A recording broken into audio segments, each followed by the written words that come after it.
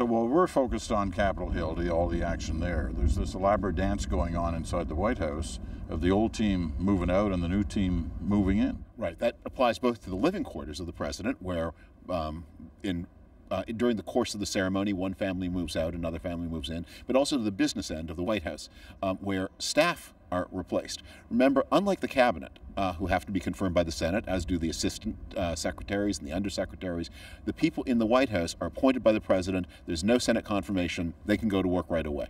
So they're literally finding their desks and getting organized on the day of the inauguration. Well, what you hope is they know where the desks are already.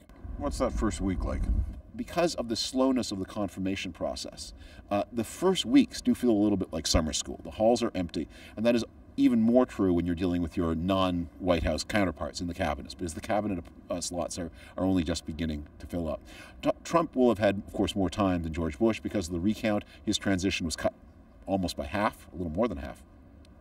Donald Trump has had 3 months to get ready, but by all indications he hasn't used them well, and that a lot of the presidential appointees are not made, and the National Security Council in particular, one of the central switching points in U.S. government, lags far behind where it should be. We haven't talked since election night. You were pretty critical leading up to that election of the Trump organization and the Trump team. Have you changed in your opinion at all? I've become, if possible, more alarmed. All of the questions about the levels of public integrity that you would see in a Trump administration, in case after case after case, the results are even worse than one feared on election night. You're a Republican. You live in this town. Is there a level of discomfort among Republicans in this town? Oh, for sure. There are three parties in Washington: the Democratic Party, the Republican Party, and the Trump Party.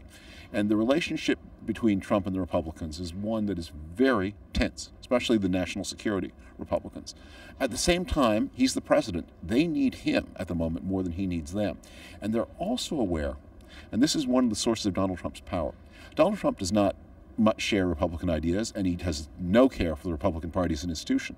It is not impossible to imagine that he might defect and put together his own congressional majority made up of some Democrats and some Republicans. And he hints all the time that that might be something he has in mind. That's the hidden threat within his otherwise kind of puzzling healthcare stance. Because sometimes he's on one side of the question, sometimes he's on the other. And he is signaling to Republicans, I could defect. If I give the Democrats single-payer healthcare, I might be able to govern with a Democratic majority in Congress. You know, his first duty as president tomorrow, after he gives the oath, is his inaugural address. Right. You made your name first in this town as a speechwriter. If you were writing that speech, what would you say? I would say read the speech and don't improvise, because he always interjects these little things. Look, what you want to do in a speech like that is send a message of unity to the country. Is he capable of doing that? He tries. He really does try. But the problem is it's so insincere.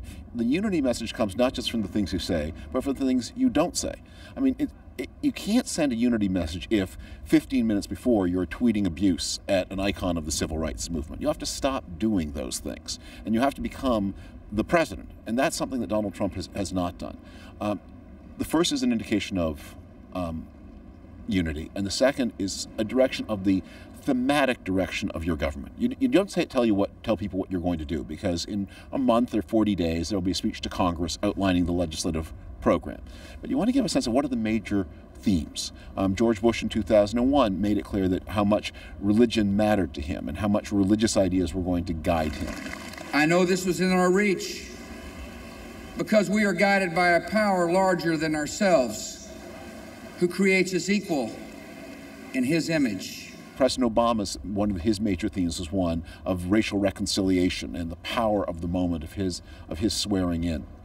This is the meaning of our liberty and our creed, why men and women and children of every race and every faith can join in celebration across this magnificent mall, and why a man whose father less than 60 years ago might not have been served at a local restaurant can now stand before you to take a most sacred oath. Bill Clinton in 1993 talked a lot about his vision of activist government. To renew America, we must be bold.